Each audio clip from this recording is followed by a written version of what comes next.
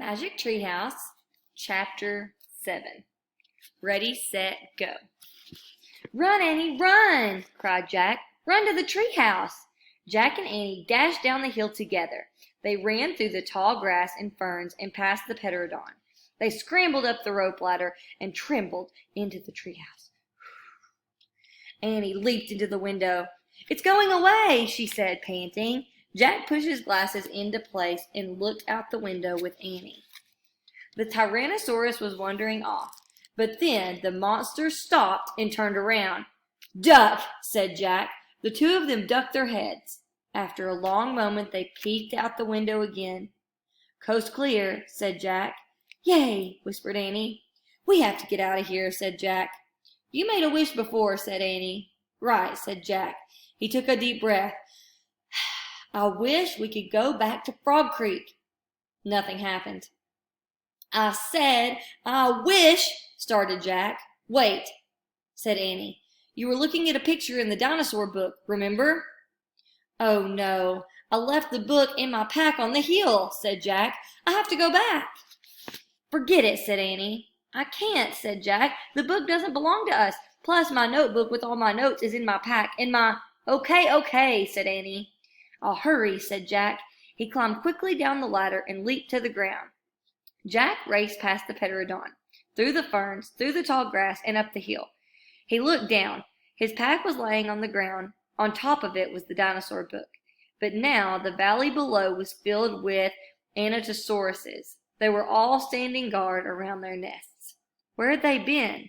Did fear of the Tyrannosaurus send them home? Jack took a deep breath. Ready, set, go, he thought. He charged down the hill. He ran up to his backpack. He scooped it up. He grabbed the dinosaur book.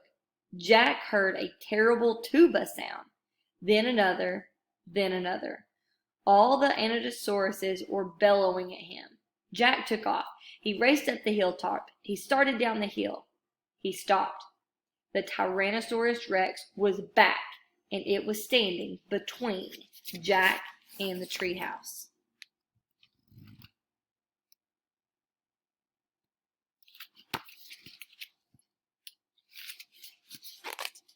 Chapter 8, A Giant Shadow. Jack jumped behind the magnolia tree. His heart was beating so fast he could hardly think. He peeked around to the giant monster. A horrible-looking creature was opening and closing its huge jaws. Its teeth were as big as steak knives. Don't panic, thought Jack. Think. He peered down at the valley. Good.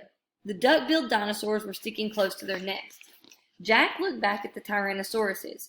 Good. The monster didn't see him, and he didn't know he was there. Don't panic. Think. Maybe there's information in this book. Jack opened the dinosaur book, and he found the Tyrannosaurus Rex. He read, "The Tyrannosaurus Rex is one of the largest meat-eating land animals of all time. If it were alive today, it could eat a human in one bite." Great, thought Jack. This book was no help at all.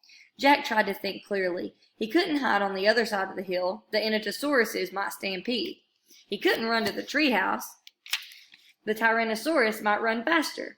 Maybe he should just wait for the monster to leave. Jack peeked around the tree. The Tyrannosaurus had wandered closer to the hill. Something caught Jack's eye. Annie was coming down the rope ladder.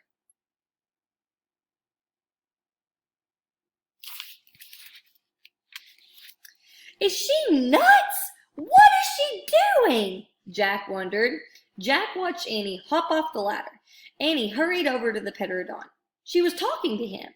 She was flapping her arms. She pointed at Jack, at the sky, at the treehouse. She is nuts, thought Jack. Go back in the tree, Jack whispered. Go! Jack heard a roar. The Tyrannosaurus Rex was looking right in his direction. Jack hit the ground. The Tyrannosaurus Rex was coming towards the hill. Jack felt the ground shaking.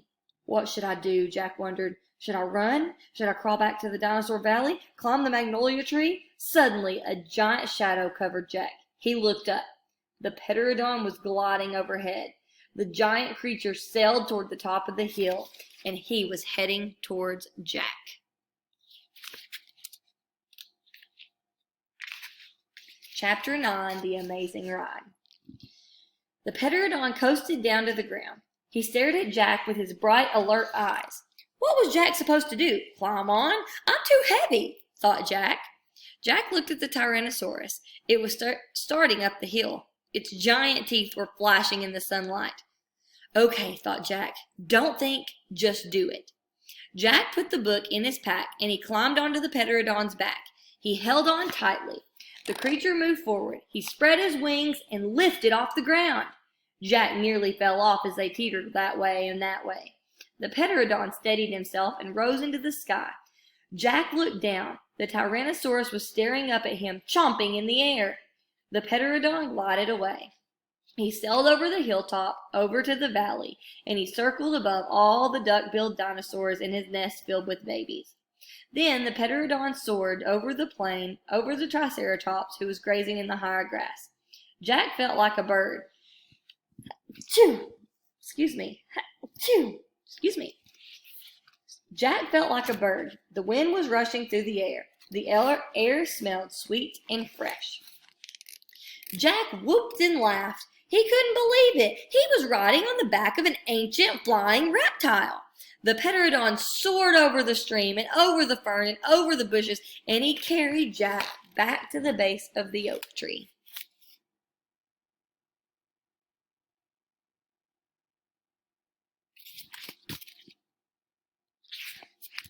When they came to a stop, Jack slid off the creature's back and landed on the ground. The Pterodon took off again and glided into the sky. Bye, Henry, called Jack.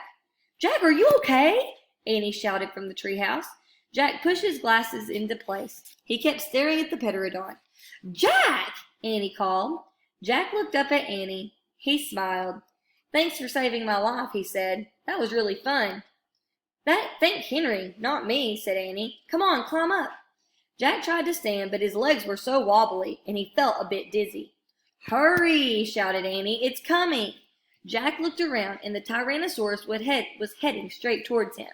Jack bolted to the ladder. He started climbing. Hurry, hurry, screamed Annie. Jack reached the top and scrambled into the treehouse. It's coming toward the tree, Annie cried. The dinosaur slammed against the oak tree, and the treehouse shook like a leaf in the wind. Jack and Annie tumbled into the books. Make a wish to go home, cried Annie. We need a book. The Pennsylvania book, said Jack. Where is it? They both searched madly around the treehouse. Found it, said Jack. He grabbed the book and flipped through the pages. He found a picture of Frog Creek Woods. Jack pointed to the picture in the book. I wish we could go home, he shouted. The wind began to blow. Jack closed his eyes and held on tightly to Annie. The treehouse started to spin. It spun faster and faster. Then everything was still. Absolutely still. Chapter 10, Home Before Dark. Jack heard the birds singing. He opened his eyes. He was still pointing at the picture of Frog Creek Woods. He peeked out the treehouse window. Outside, he saw the exact same view as the picture in the book. We're home, whispered Annie.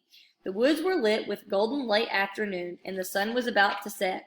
No time had passed since they'd left Frog Creek. Jack, Annie, a voice called from the distance. That's Mom, said Annie. Jack saw their mother far away. She was standing in front of their house. She looked tiny. Jack, Annie, called Mom.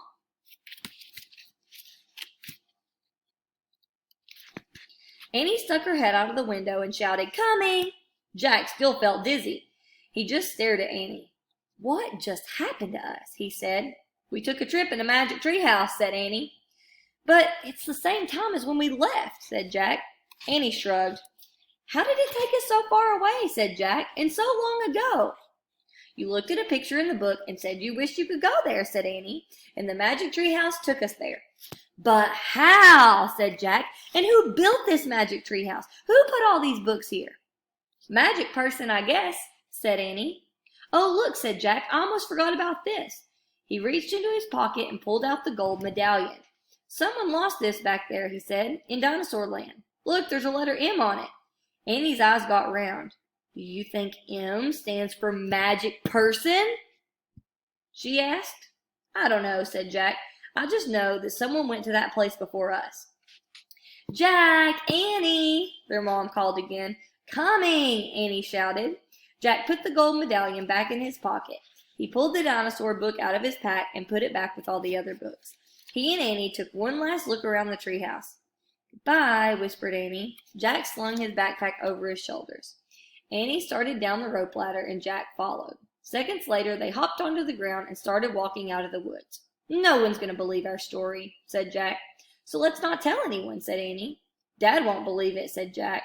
"He'll just say it was a dream," said Annie. "Mom won't believe it," said Jack. "She'll say that we pretended." "My teacher won't believe it," said Jack. "She'll say we're nuts," said Annie. "We better not tell anyone," said Jack. "I already said that," said Annie. Jack sighed. "I think I'm starting not to even believe it myself," he said. They left the woods and started up the road towards their house. As they walked past all the houses on the street, the trip to the dinosaur time did seem more and more like a dream. Only this world and this time seems real. Jack reached into the pocket and he clasped the gold medallion. He felt the engraving of the letter M. It made his fingers tingle. Jack laughed. Suddenly he felt very happy. He couldn't explain what happened today, but he knew for sure that their trip in the magic tree house had been real. Absolutely real. "Tomorrow," Jack said softly, "we'll go back to the woods." "Of course," said Annie. "And we'll climb up to the treehouse," said Jack. "Of course," said Annie. "And we'll see what happens next," said Jack. "Of course," said Annie. "Race you!" They took off running together for home.